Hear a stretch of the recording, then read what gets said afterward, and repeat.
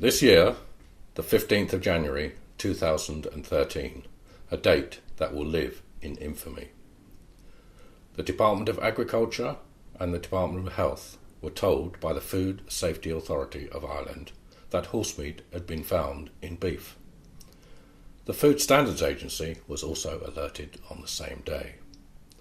This in itself, it has been admitted, is not a health issue, but more an issue of labelling. The result, a frenzy of activity to remove the offending produce from the shelves.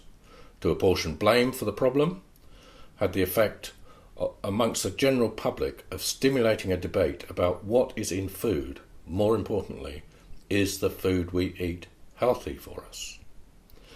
It is with great regret I have to tell you that many lives have been lost and illnesses contracted due to industrially produced food, and chief amongst these are sugar and adulterated fats. I believe I interpret the situation correctly, as the health service is becoming overwhelmed by food-related disease, and expensive drugs are being denied to people suffering. I have to tell you that if the current situation continues, it will become a grave danger to the well-being of our people. So I believe it is this date, more than any other, that will mark the change to a new and more sensible approach to food as a means to keep us healthy. It is in our interest to know what food is and what we must feed ourselves to remain healthy. This food must be widely available, and we must use our own economic power to defend ourselves from food that endangers us.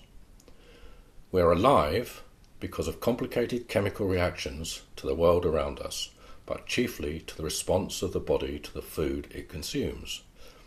It is fair to say that a state of war now exists between real food producers, people who demand healthy food, and the industrial and economic interests of food producers whose products are at the root of the decline in our health. It will not be many years before we look back and wonder why we ate ourselves ill and used complex pharmaceuticals that have side effects to try and heal this food addiction madness.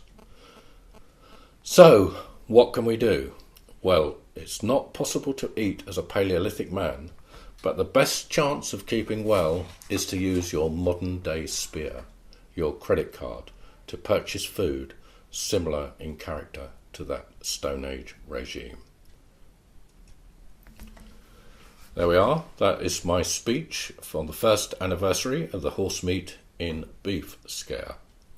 It was delivered in the style of President Roosevelt, whose address to the Senate after the 1941 Japanese attack on Pearl Harbor actually brought the whole country together to fight that war to its conclusion. We have another war now, and it's the war against food that's killing us. So I thought it would be good to craft my speech in that style, and I hope you agree.